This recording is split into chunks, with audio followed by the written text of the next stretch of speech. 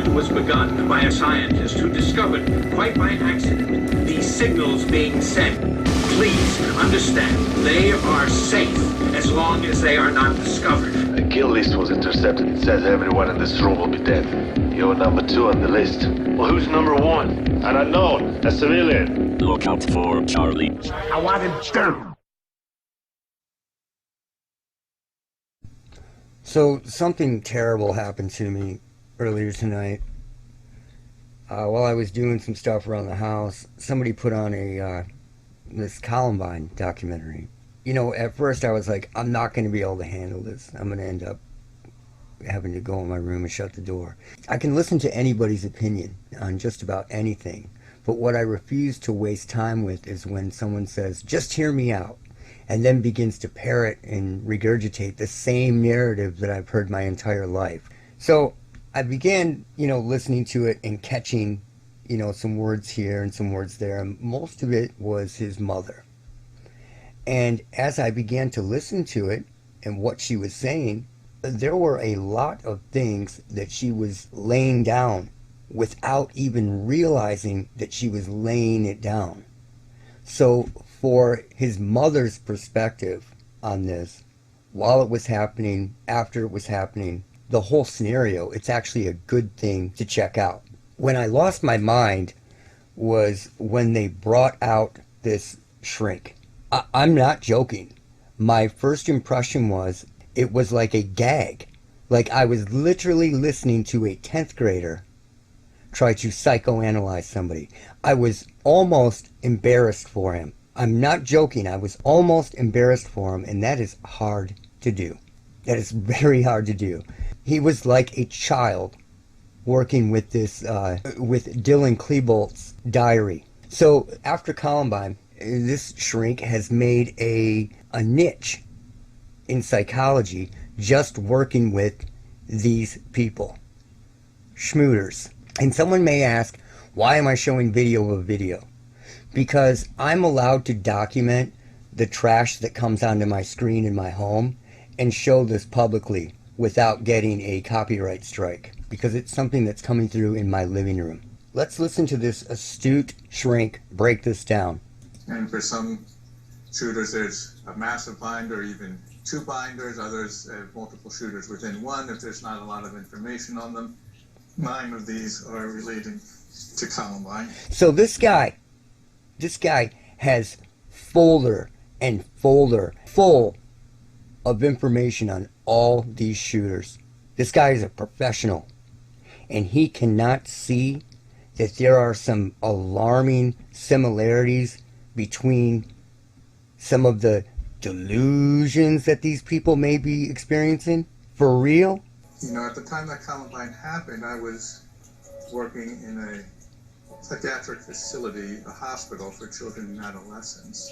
When I talked to Sue, I talked about Dylan. His mother allegedly asked this shrink, what happened to my son? And this guy is going to tell her, this 10th grade goon who has so little life experience that the generation gap between him and Dylan Klebold is so wide that he could never understand even what Dylan Klebold's humor was. You have this guy analyzing that information. That's dangerous. This guy is dangerous. And seeming to lose touch with reality. I also phrased it in terms of, when he did what he did, he was not really in his right mind. His mother was just on the screen not 10 minutes before saying that Dylan had gone to prom. 3 days before the event. Had gone to prom. And by the time 3 days had passed, he was not really in his right mind anymore. So he had gone from a guy that got dressed up and went to prom with his date to a full-on schizophrenic. That's what he's saying. He was not the Dylan that she had known and raised. So he went from a kid that went to prom to a guy that was not the Dylan she had known and raised in 3 days. In Dylan's journal, he wrote about having the worst get this. History. So Dylan's writing about the worst existence in history, and what they're doing is they are literally Fed style blacking out every line in the journal except for key phrases. And this isn't for privacy. This is so there is no context. There is nothing. We have no context on whether this is poetry. Are they lyrics? Is it him screwing around? We have no idea. And this guy is showing little snippets. This is an entrepreneur. Like suffering more than anyone has ever suffered. And he wrote about death as being some sort of a freeing experience. Oh, he wrote about death as though it was some sort of freeing experience. Like Metallica's Fade to Black. Life it seems to fade away. Do you know how many impressionable denim jacket wearing teenagers that song alone has taken out? I mean, I don't have the facts and figures on me right now, but I would bet a few Marlboro red smelling Levi jackets that it's a lot. And it's cool. I like some Metallica back in the day, but I wasn't going to die because James Hetfield just had to write the most depressing and goth metal song ever. And Metallica had this thing, you know, in the 80s and 90s of kind of seeping into the punk scene. There were dudes that could listen to, you know, this, and this, and listen to some Metallica. So it's probably fair to say that Dylan Klebold had a steady diet of early Metallica at some point. And when you read the lyrics, they are pretty much exactly what he's describing. No one but me can save myself, but it's too late. Now I can't think why I should even try. You can imagine some burner kid hopping Glade to this. Come on. And this guy has no clue. Now, when I was a little douchebag back in the day, I was probably 14 or 15 years old, and I was wearing a Misfits shirt, just like this. No logo, just the Misfits skull. And my grandfather had stopped by our house, and he said, oh, is that a panda bear? Is that a panda bear on your shirt? And I didn't want to correct him, and I was like, yeah, Grandpa, it's a panda bear. And he's like, oh, that's cool, panda bear on your shirt. So what I'm getting at is this guy is the equivalent of that. He doesn't understand the culture. If he doesn't understand the culture, he can't understand where the kid is even coming from. Free. And that would be a good thing to escape this earthly existence. Like Metallica Fade to Black, dude. Come on. So in this passage, you see some of Dylan's anguish and sense of being isolated from others. He writes, everyone, underlined, knows everyone. I swear. Everyone knows everyone, I swear. You know what that is? That is the Midwestern, semi-Western bitch about living in a small town and everyone knows everyone. And this guy is reading into this. I'm a little bit older than Dylan Klebold, but I'm still from the same generation. You know, we're not that far off. And this is just ridiculous. This guy is a fucking clown show. Period. Like I'm an outcast. And here, look at this. Like I'm an outcast and everyone is conspiring against me. They have the entire passage blacked out, so there is no context at all. And then they just show these few lines. Someone is conspiring against me. So he's not only feeling like an outcast, but there's a paranoid flavor. He could have been joking. We have no idea what that is because it is completely blacked out. And even if he was serious, you know, this fits in to their wellness. You know, it's not about mental health anymore. It is about an overall wellness, your social mental health, which is all right think, wrong think. It was not always easy to make sense of. Because you don't get it, you clown. Up here, he originally wrote Dylan Klebold. Okay, this is awesome. This is one of my favorite parts. Up here, he originally wrote Dylan Klebold. Then he crossed it out, wrote fuck that, and wrote me. Because he was screwing around, or he looked at it, he's thinking, we have to sign our names like this on our paperwork in school all the time. This is my journal. Fuck that. I'm not signing it like a school paper. Me. Who cares? But this guy, this 10th grade clown show, reads into this. Underneath where it written, Dylan Klebold. So it's one of those places where it's as if he's saying he's not Dylan. Oh my God, dude, this is when I lost it. I literally had to walk out of the room. I literally had to walk out of the room because it was like listening to a child psychoanalyze somebody. That Dylan is somebody else. He's me, but he's not Dylan Klebold anymore. Right. This guy is making shit up, but check this out. This guy has based a career off this. He has based an entire career off this. And that, to me, is just amazing because he is bullshitting everybody. And this guy can write medication. Think about that. This guy's dangerous. Flat out dangerous. I remember back in the day, the things that really made me angry about the entire trench coat mafia thing was that they never ever blamed Pearl Jam. They never blamed Pearl Jam for Jeremy.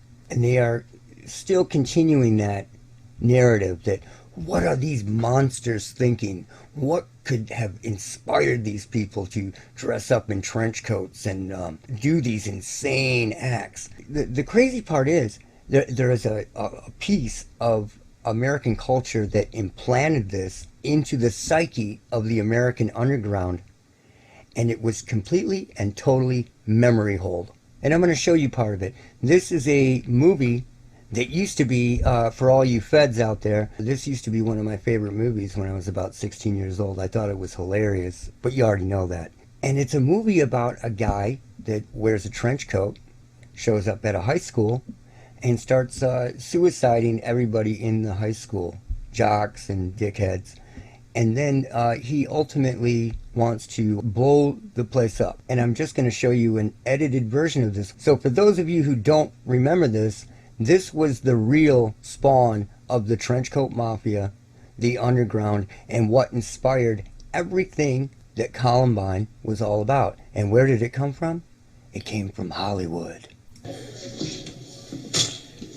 You gonna eat this? And what did your boyfriend say when you told him you were moving to Sherwood, Ohio? Answer him, Dick. Hey, Ram, doesn't this cafeteria have a no bags allowed rule? Well, they seem to have an open door policy for assholes, though, don't they? What did you say, dickhead? I'll repeat myself.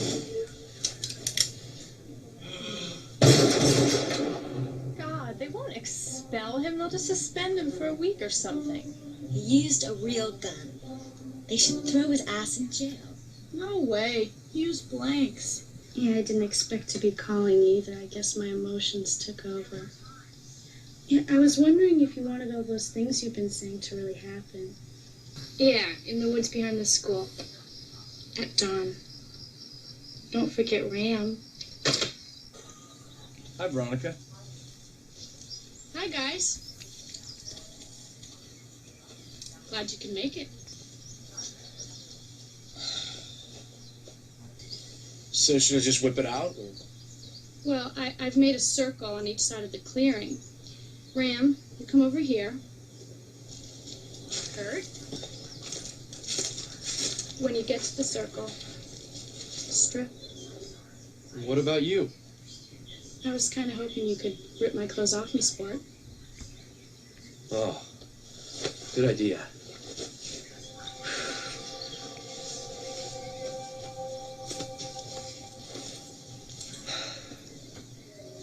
Okay.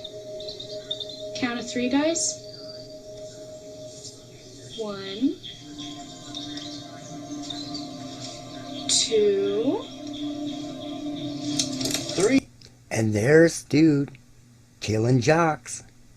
And he's going to one by one off the jocks before he does a mass suicide bombing at the school.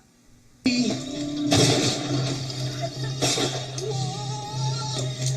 you miss him completely? yeah, but don't worry, it was worth it just to see the look on. Don't move. I'll get him back.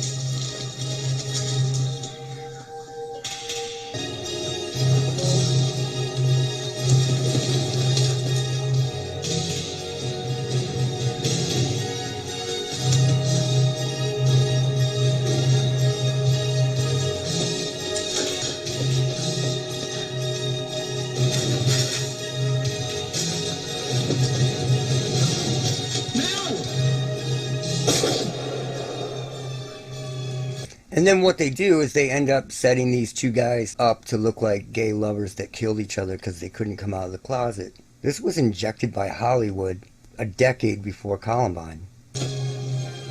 And it remained there as a cult classic.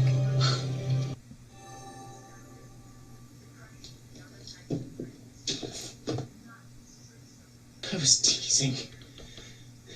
I loved you. Sure was coming up here to kill you.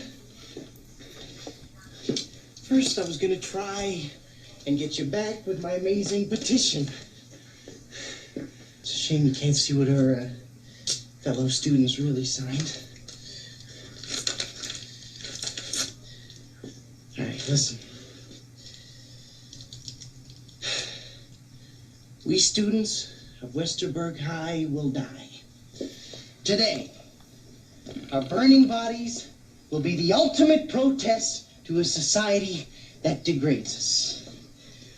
Fuck you all. It's not very subtle, but neither's blowing up a whole school now, is it? Talk about your suicide pacts, huh? When our school blows up tomorrow, it's going to be the kind of thing to infect a generation. Now, what was the plan of Dylan Klebold and his accomplice?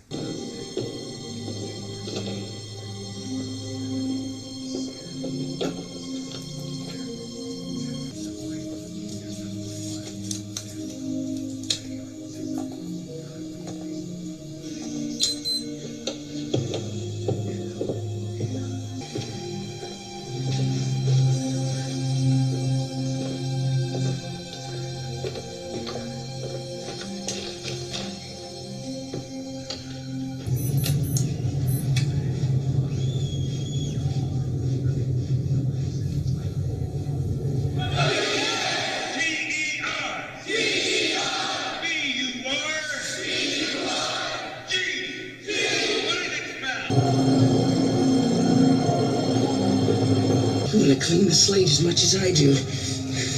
All right, so maybe I am killing everyone in the school. Let's face it, all right? The only place different social types can genuinely get along with each other is in heaven.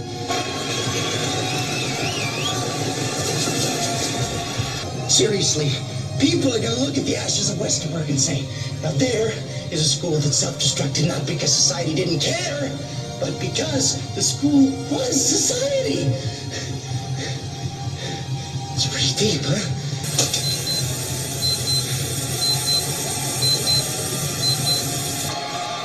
You really fucked me up pretty bad, Veronica. You got power. Power I didn't think you had. The slate is clean.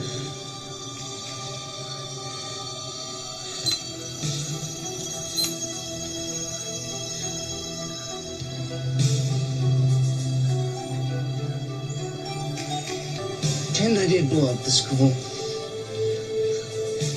All the schools. Now that you're dead, what are you gonna do with your life? So all these subcultures, punk, hip-hop, goth, metal, all of it, they all think it's their culture. We made this, we made it in the underground. They didn't. If you want to learn about Columbine, watch Heathers. That's what the movie's called. This didn't come from monsters. This didn't come from the gutter. This didn't come from suburbia. This came from Hollywood. Flat out Hollywood. A trench coat wearing kid shows up to a school and starts suiciding and shooting other students before blowing the school up at the end. Hilarious when you're 16, but after decades have passed and you have watched this become a reality, it's another thing entirely. And that's it for now. Look out for Charlie. We must fight to regain our freedom, or everything is lost. Everything! Everything is fine. Everything is fine. Everything is fine. Everything is fine. Everything is fine. Lookoutfa Charlie.